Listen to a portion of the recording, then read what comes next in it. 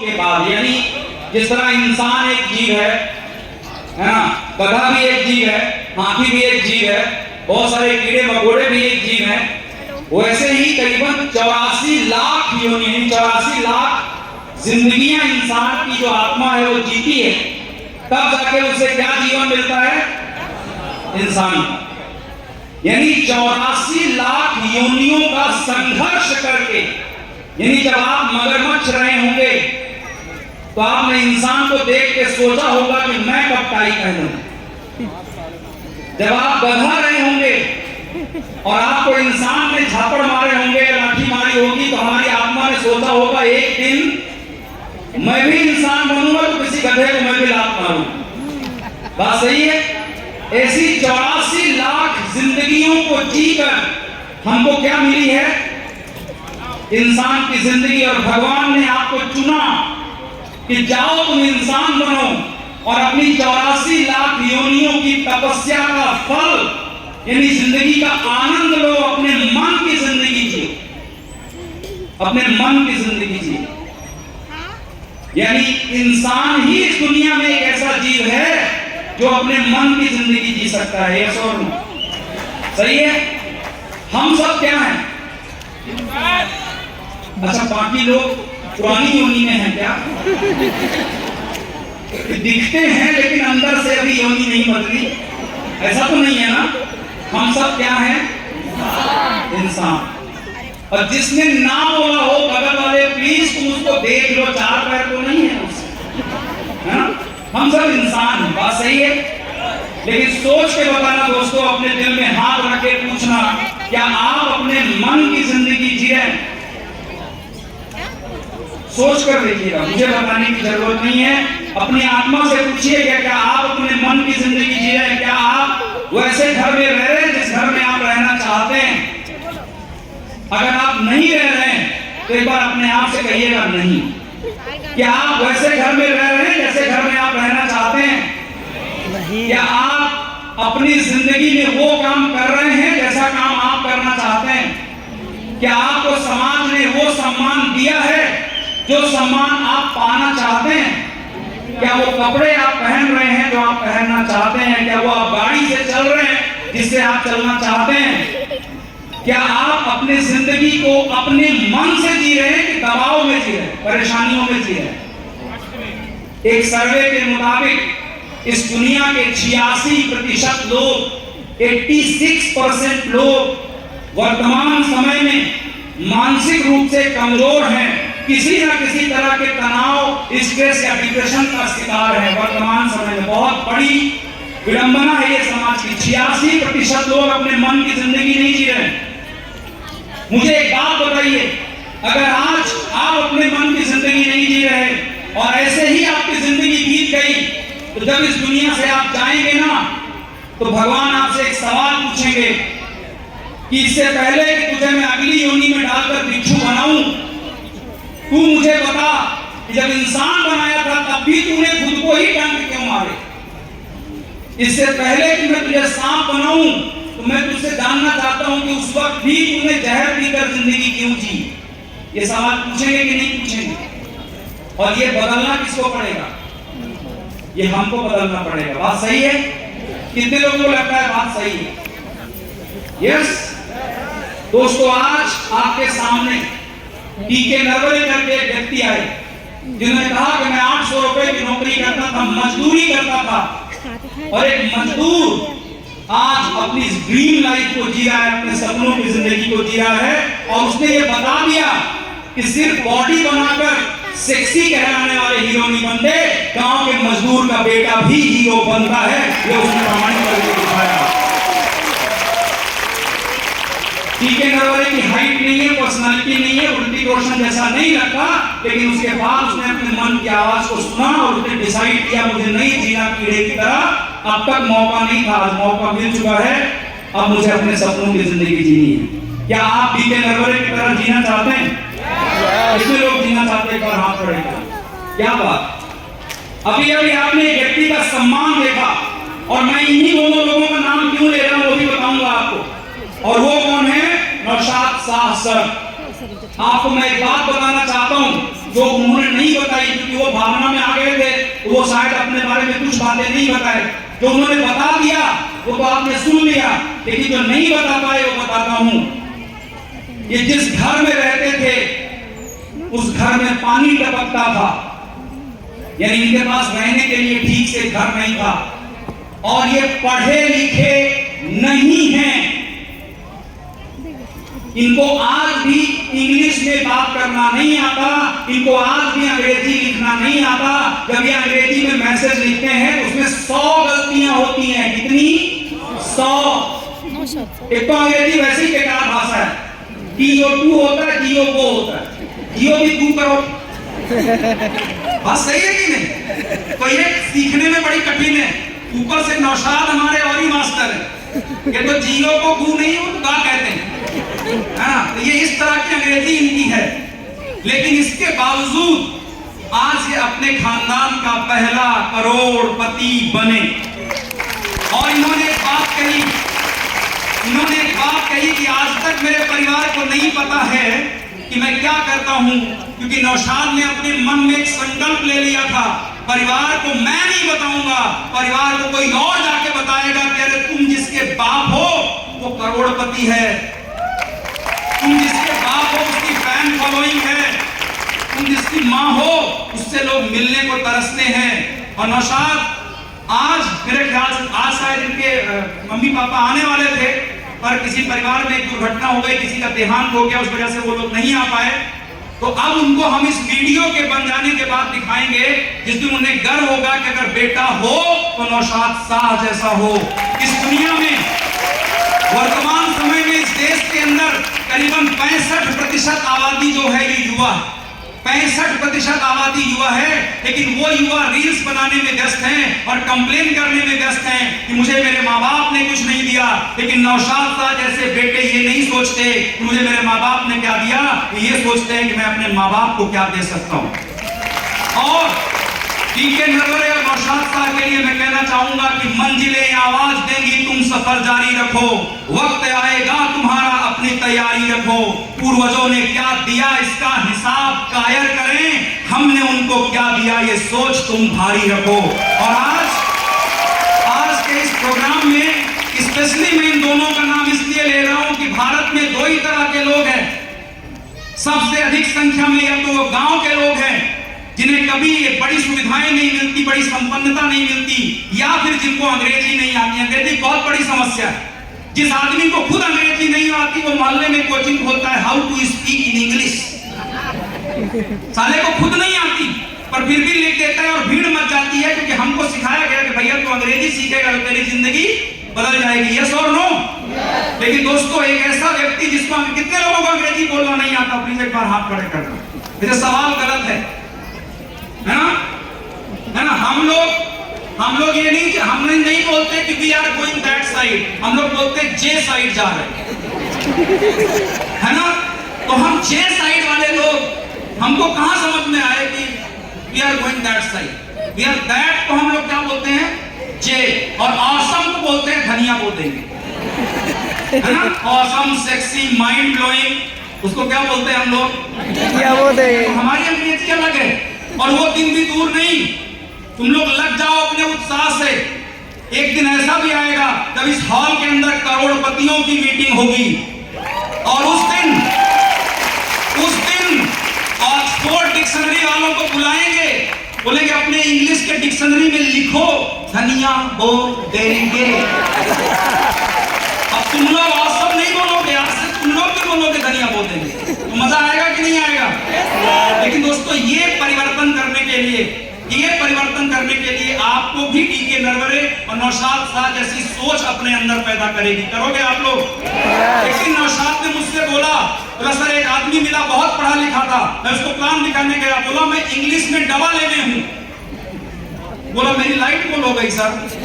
मैंने कहा मैं क्या प्लान दिखाऊं इसको? मैंने कहा नहीं नौशाद, उसको दोबारा प्लान दिखाने जाओ।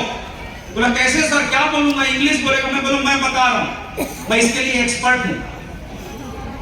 मैंने बोला तुम जाना, वो बोलेगा मैं इंग्लिश में डबल एमए हूं, तुम बोलना मैं डबल एमआई हूं। क्या बोलना? डबल एमआई हूं। वो बोलेगा मैं मास्टर ऑफ आर्ट हूं, तुम बोलना मैं मास्टर ऑफ इनकम हूं।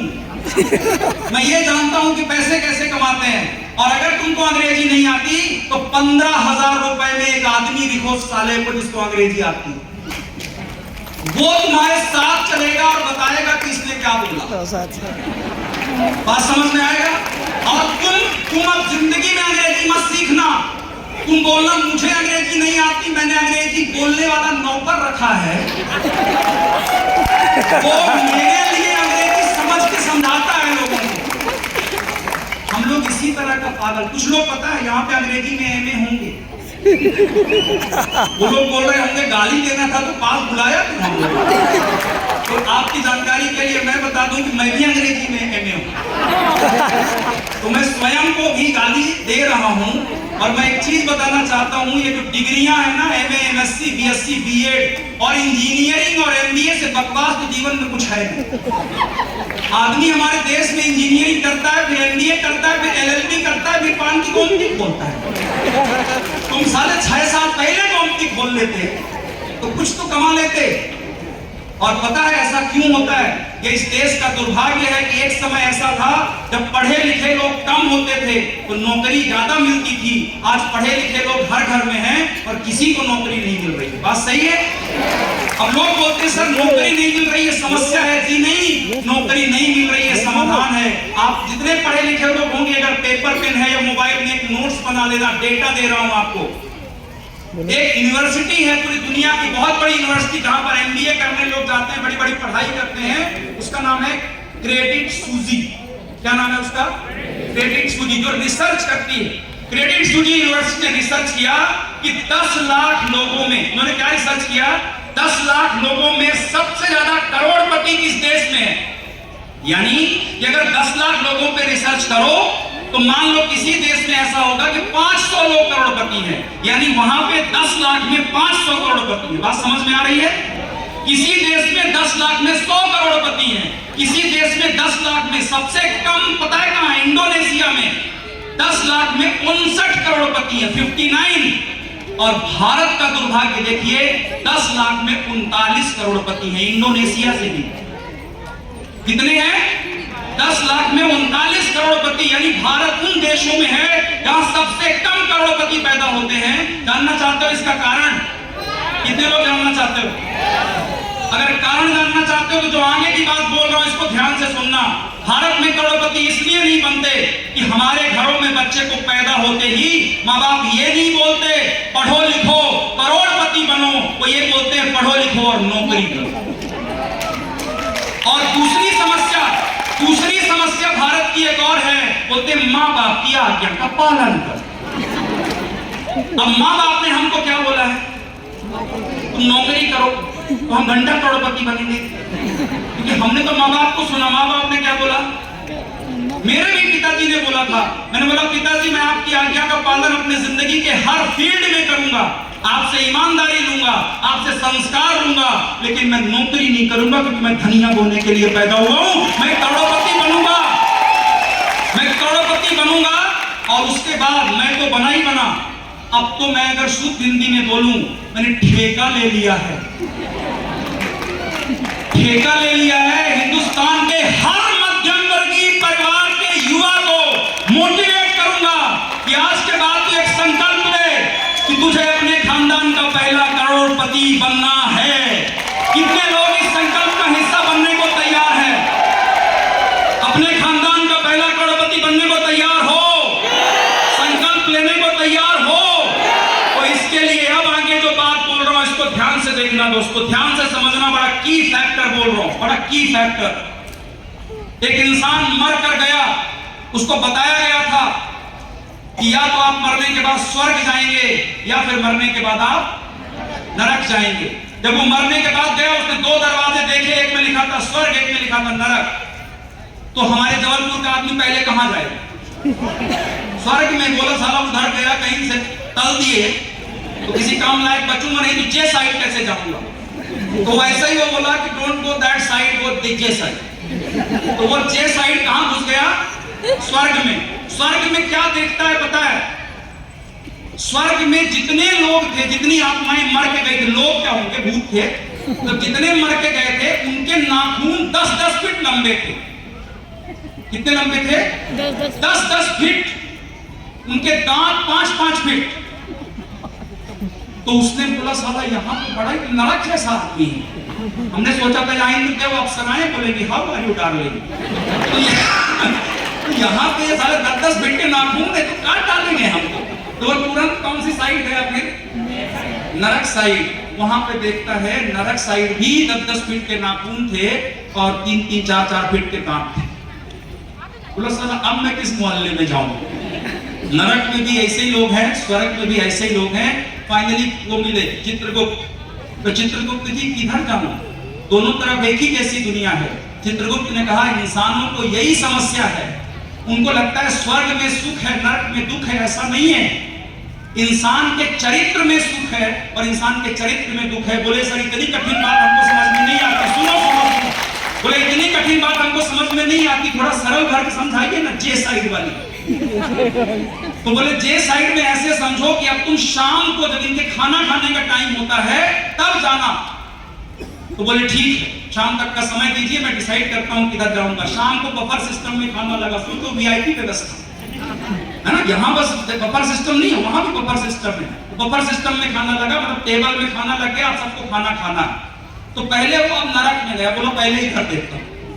नरक में गया तो क्या देख रहा है कि खाने की टेबल लगी, सारे आपस में लड़ गए, पहले मैं खाऊंगा, पहले मैं खाऊंगा, पहले मैं खाऊंगा।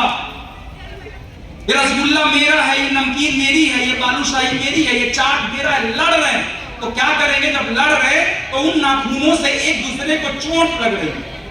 क्या हो रहा है? नाखूनों से चोट लग रही, सबके अंदर से खून निकल रहा है और खाना तो एक भी आदमी खा नहीं पाया, खाना पूरा सड़क में रोड में गिर गए। बात समझ में आ रही है? ध्यान से सुनना। उसके बाद वो बाहर निकला, बोला साला यहाँ क्या सोचा, इससे अच्छा तो अपना जबलपुर था। अब क्या करूं चित्रगुप्त? बोले अब तुम जे साइड जाओ। अब वो पता है कहां गया? कहां गया? स्वर्ग में। स्वर्ग में जाके देखता है बढ़िया म्यूजिक बज रहा है, बांसुरी की आवाज प्ले हो रही है। उनके भी 10-10 फीट के नाखून हैं। वो आपस में एक दूसरे से 10-10 फीट की दूरी पे खड़े हो गए। खाना उठाया टेबल से और अपने सामने वाले को खिलाया। तो जब उन्होंने सामने वाले को खिलाया तो बदले में वो क्या करेगा? उसने भी टेबल से खाना उठाया और उसने सामने वाले को खिलाया। सबका पेट भर गया, कोई लड़ाई नहीं हुई, खाना खा लिया, एक दाना कहीं जमीन पे गिरा भी नहीं। कितने लोग इस बात का अर्थ समझ पाए?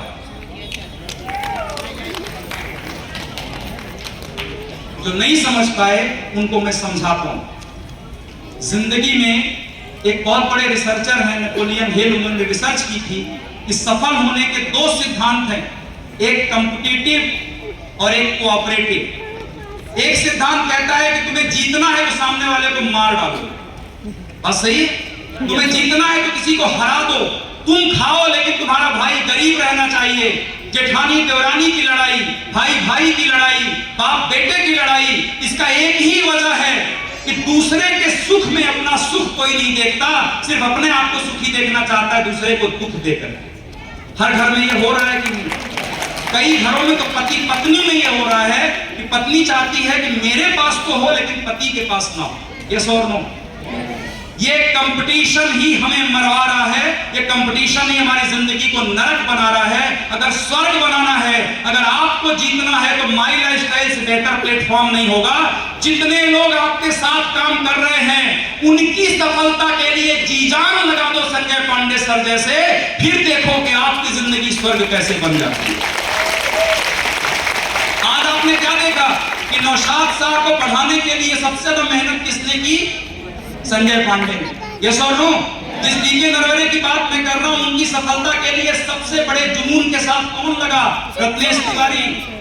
यानी कहने का मतलब यह है कि ये लोग अपने पेट भरने के लिए बस नहीं भागे, ये उनके पेट भरने के लिए भागे। और अगर आपने गौर किया हो, मैंने अपनी स्पीच के पहले रत्नेश और संजय और डीके और नौशाद को अपने पास बुलाया था। सुना? आप देखा आपने?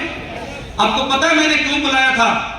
मैंने आज इनको एक चीज की बोली है कि सबसे पहले तो डीके और नौशाद को और आर्थिक रूप से सक्षम बनाना है और उसके बाद आज ही निर्णय लेना है कि हमारी टीम में अगले सीलिंग अचीवर कौन होंगे, अगले आईटीसी कौन होंगे, और उनकी सफलता के लिए लग जाओ। आपकी सफलता तो 100% होनी ही होनी है। और दोस्तों, आज जो नौशाद शाह सर की जर्नी आपने देखी, मैंने इनको संघर्ष को देखा है। पेट्रोल भराने के लिए पैसे नहीं होते थे, ऐसे घर से थे जहां कुछ भी सिस्टम नहीं था, कोई सपोर्ट नहीं था, पैसे नहीं थे, कुछ भी नहीं था। लेकिन मैं नौशाद सर की स्टोरी से आपको एक प्रेरणा देना चाहता हूं कि नौशाद सर से अगर कुछ सीखना है तो इनके संघर्ष को सीखना। और एक शायरी जो अक्सर रत्नेश सर बोलते हैं, और इनकी परमिशन से आज मैं यहां पर बोल रहा हूं, क्या है रत्नेश? दूसरे की कामयाबी लगती है आसान मगर, हाँ याद दिला दिया, इन्हीं से चाहिए है। तो मैं बोल रहा हूं, आपको सुनिएगा और एक बार मेरे साथ गाइएगा। ये नौशाद सर को समर्पित है कि सोने से तकदीर बदलती नहीं है, वक्त से पहले रात कभी ढलती नहीं है, दूसरों की कामयाबी लगती है आसान मगर कामयाबी यूं ही पेड़ पर उगती नहीं है। कामयाबी अगर पाना है तो समंदर में आग लगाना है, और समंदर में आग आसानी से लगती नहीं। तो नौशाद सर ने समंदर में आग लगाई है, और इन दोनों के लिए, नौशाद सर और संजय सर के लिए मैं बात कहता हूं, संजय के लिए स्पेशली कहता हूं मैं ये बात कि संजय एक ऐसे व्यक्ति रहे जिनके पास कोई एक्स्ट्रा ऑर्डिनरी टैलेंट नहीं है। ये बात वो खुद भी मानते हैं। ना बहुत अच्छे स्पीकर हैं, ना वो बहुत ज्यादा एक्सट्रोवर्ट हैं, मतलब